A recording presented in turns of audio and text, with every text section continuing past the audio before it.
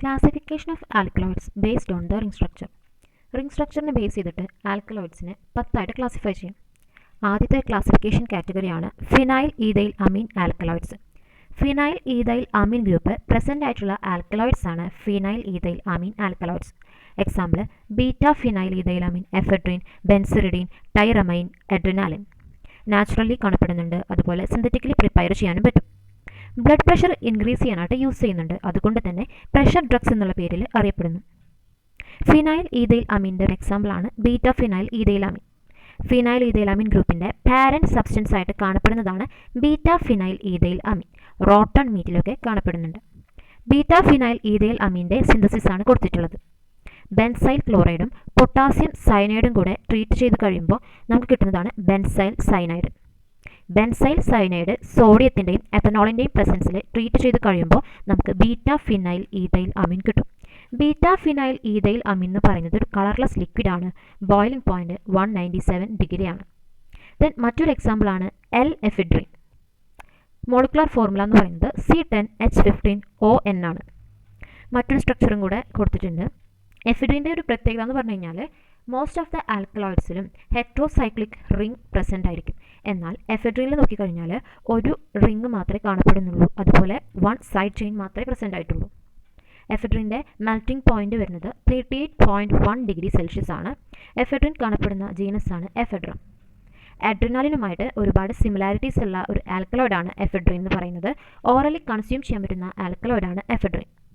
Central nervous സിസ്റ്റത്തിനെ stimulate ചെയ്യാനുള്ള കഴിവ് എഫെഡ്രിന് ഉണ്ട്. Breathing problems, nasal congestion, low blood pressure ട്രീറ്റ്മെൻറ്റിന് വേണ്ടി എഫെഡ്രിൻ യൂസ് ചെയ്യാനായിട്ട് പറ്റും. എഫെഡ്രിൻ്റെ മോളിക്കുലർ ഫോർമുല C10H15ON ആണ്. എഫെഡ്രിൻ്റെ ഓക്സിഡേഷൻ വഴിയായിട്ട് ബെൻസോയിക് ആസിഡ് ഫോം ചെയ്യുന്നു. സോ എഫെഡ്രിൻ്റെ സ്ട്രക്ചർ നോക്കിക്കഴിഞ്ഞാൽ നമുക്കൊരു ബെൻസീൻ റിംഗ് കാണാം, അതുപോലെ ഒരു സൈഡ് ചെയിനും പ്രസൻ്റ് ആണ്. എഫെഡ്രിൻ്റെ നൈട്രസ് ആസിഡുമായിട്ടുള്ള ട്രീറ്റ്മെൻറ്റ് വഴി നമുക്ക് കിട്ടുന്നതാണ് നൈട്രോസോ കോമ്പൗണ്ട്. അതുകൊണ്ട് തന്നെ കോമ്പൗണ്ട് ഒരു സെക്കൻഡറി അമീനാണ്.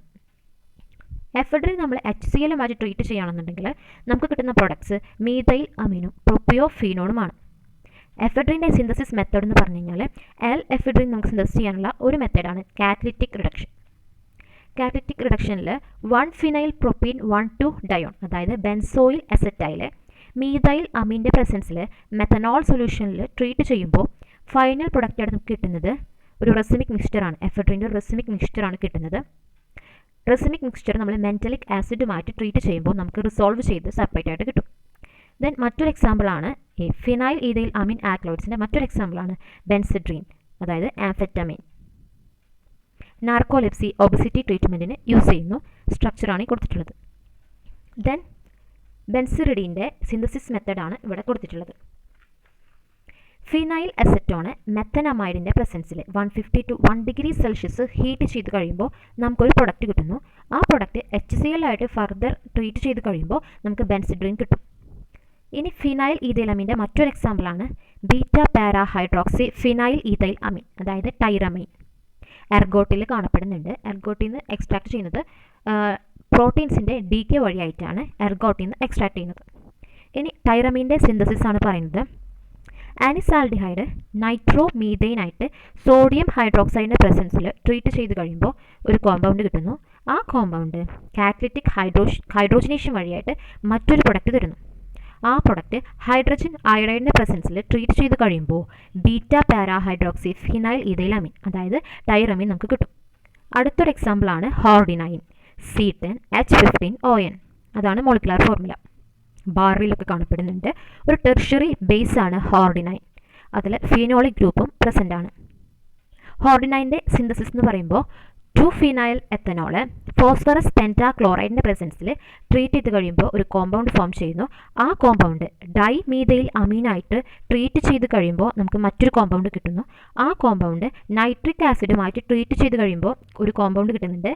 ആ കോമ്പൗണ്ട് ടിൻ HCl മീഡിയത്തിൽ നൈട്രസ് ആസിഡിൻ്റെ പ്രസൻസിൽ ട്രീറ്റ് ചെയ്ത് കഴിയുമ്പോൾ നമുക്ക് കിട്ടുന്നതാണ് ഹോർഡിനൈൻ. ഇനി ആൽക്കലോയിഡ്സിൻ്റെ മറ്റൊരു ക്ലാസിഫിക്കേഷനാണ് പൈറോളിഡീൻ ഗ്രൂപ്പ്. പൈറോളിഡീൻ ഗ്രൂപ്പിൽ വരുന്ന 2 എക്സാമ്പിൾസാണ് ഹൈഗ്രീനും കസ്കോ ഹൈഗ്രീനും. കൊക്ക ആൽക്കലോയിഡ് കാറ്റഗറിയിൽ വരുന്നതാണ് ഹൈഗ്രീൻ. ഹൈഗ്രീനിൽ കീറ്റോ ഗ്രൂപ്പ് പ്രസൻ്റ് ആണ്. അതിൽ കാണപ്പെടുന്ന നൈട്രജൻ ടെറിഷ്യറി സ്റ്റേറ്റിലാണ് കാണപ്പെടുന്നത്.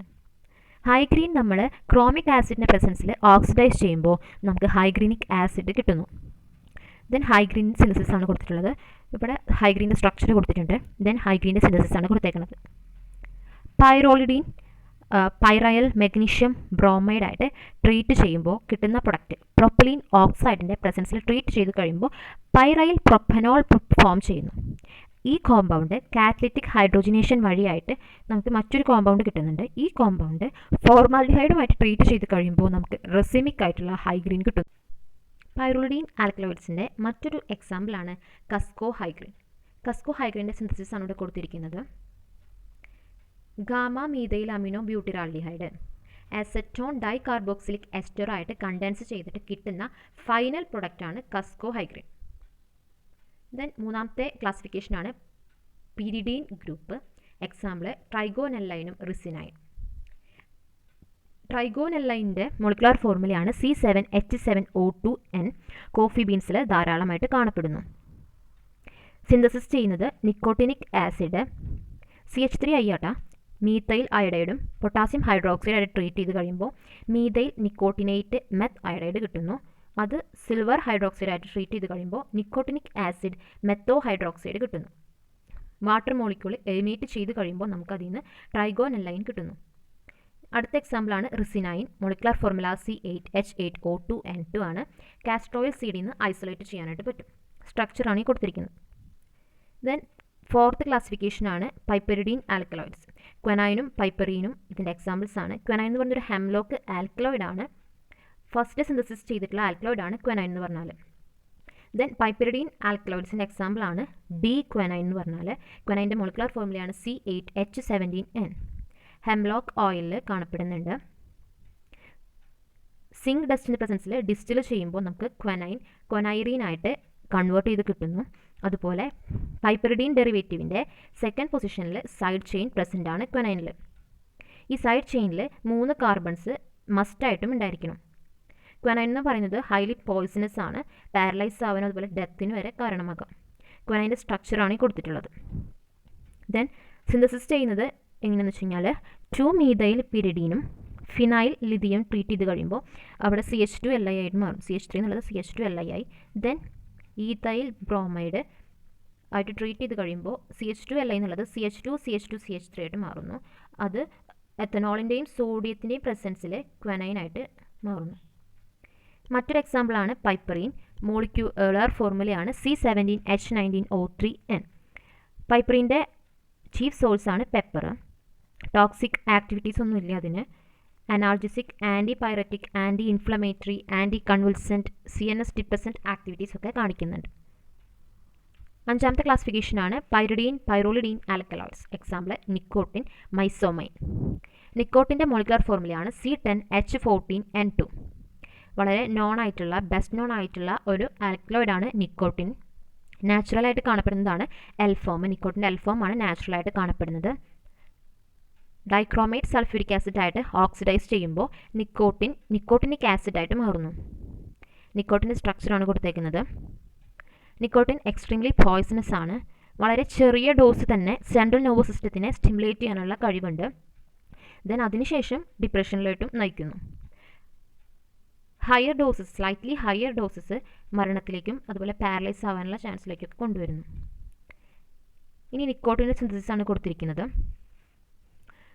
നിക്കോട്ടിനോ nitrile gamma ethoxy propyl magnesium ബ്രോമൈഡായിട്ട് ട്രീറ്റ് ചെയ്ത് കഴിയുമ്പോൾ നമുക്ക് 3 pyridyl gamma ethoxy propyl ketone കിട്ടുന്നു. അത് ഹൈഡ്രോക്സിൽ അമീനായിട്ട് ട്രീറ്റ് ചെയ്ത് കഴിയുമ്പോൾ ഒരു പ്രൊഡക്റ്റ് കിട്ടുന്നു. ആ പ്രൊഡക്റ്റ് സിങ്കിൻ്റെയും അസറ്റിക് ആസിഡിൻ്റെയും പ്രസൻസിൽ ഒരു പ്രൊഡക്റ്റ് തരുന്നു. ആ പ്രൊഡക്റ്റ് ഹൈഡ്രജൻ ബ്രോമൈഡിൻ്റെ പ്രസൻസിൽ 150 to 155 ഡിഗ്രി സെൽഷ്യസിൽ ഹീറ്റ് ചെയ്ത് കഴിയുമ്പോൾ നമുക്കൊരു പ്രൊഡക്റ്റ് കിട്ടുന്നുണ്ട്. ആ പ്രൊഡക്റ്റ് നമുക്ക് ഒരു ട്രാൻസിഷൻ സ്റ്റേറ്റ് പോലെ കാണുന്നു. അത് പിന്നെ ഒരു സൈക്ലിക് ആയിട്ട് മാറി റെസിമിക് ആയിട്ടുള്ള നോർ നിക്കോട്ടിൻ കിട്ടുന്നു. ദെൻ മീഥൈൽ അയഡൈഡും സോഡിയം ഹൈഡ്രോക്സൈഡിൻ്റെയും പ്രസൻസിൽ പ്ലസ് മൈനസ് നിക്കോട്ടിൻ, അതായത് റെസിമിക് നിക്കോട്ടിൻ നമുക്ക് കിട്ടുന്നു. ദെൻ അടുത്ത ക്ലാസിഫിക്കേഷനാണ് ക്വിനോളിൻ ഗ്രൂപ്പ്. എക്സാമ്പിൾ കസ്പെറൈനും ക്വനൈനും. കസ്പെറൈൻ്റെ മോളിക്കുലർ ഫോർമുലയാണ് C19H17O3N. അതിലൊരു മിഥോക്സൈൽ ഗ്രൂപ്പ് പ്രസൻ്റ് ആണ്. അങ്കോസ്ട്ര ബാർക്കിൽ നിന്ന് ഐസൊലേറ്റ് ചെയ്യുന്നു. കസ്പെറൈൻ സിന്തസിസ് ആണ് ഇവിടെ കൊടുത്തിരിക്കുന്നത്.